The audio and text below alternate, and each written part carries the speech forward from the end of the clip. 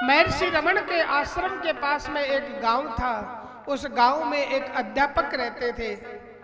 रोज उनके घर में कलह होता था, झगड़ा होता था। रोज रोज के पारिवारिक कलह से दुखी होकर के, देखो, आदमी पूरी दुनिया से जीत सकता है, लेकिन आदमी घर के कलेश के आगे हार जाता है, टूट जाता है। आदमी घर के कलेश से टूट जाता है। परिवार के कलेश से, घर के झगड़े से दुखी होकर के जब अध्यापक, गुरुजी, शिक्षक आत्महत्या करने के लिए चल दिए, चलते चलते महर्षि रमन के आश्रम में आए। महर्षि रमन, उस समय दोपहर का समय था। दोपहर के समय में आश्रम में रहने वाले संत महात्माओं के भोजन की व्यवस्था करने के लिए दोने बना रहे थे। दोने।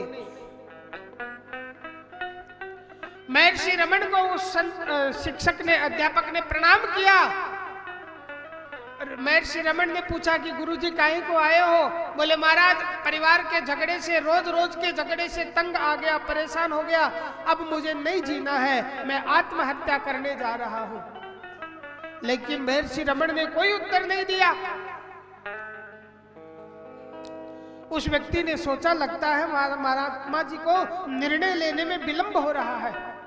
फिर दोबारा पूछा, गुरुजी, मैं आत्महत्या करने जा रहा हूं, कोई सही सा उपाय हो तो बताओ।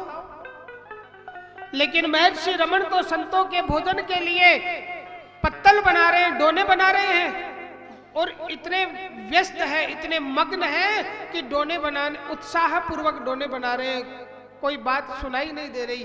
उस व्यक्ति ने सोचा कि थोड़ी देर बाद में भोजन करते ही इन डोनों को कचरे के ढेर में फेंक दिया जाएगा, ये किसी काम के नहीं रहेंगे। आपने पत्तल में भोजन किया है और भोजन करने के बाद में उसको धोने के लिए थोड़ी रखते, कचरे में डालते।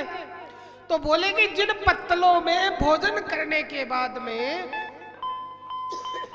इनको कचरे के ढेर में ही फेंकना है, और उन पत्तलों को इतने उत्साह से बना रहे हैं। गुरुजी, ये क्या कर रहे हो? थोड़ी देर बाद में तो आप इनको कचरे में फेंकने वाले हो, मेरी ओर ध्यान दो ना। महर्षि रमन ने कहा, किसी भी वस्तु का अच्छी प्रकार से उपयोग हो जाने के बाद में वस्तु का त्याग करना गलत नहीं है। पत्तल का उपयोग है कि उसमें भोजन कर लिया, उसका उपयोग हो गया, फिर उसको फेंको। इसी प्रकार से ये मनुष्य जीवन है ना भैया, वासनाओं में आसक्त होकर के नष्ट करने के लिए नहीं है। इस जीवन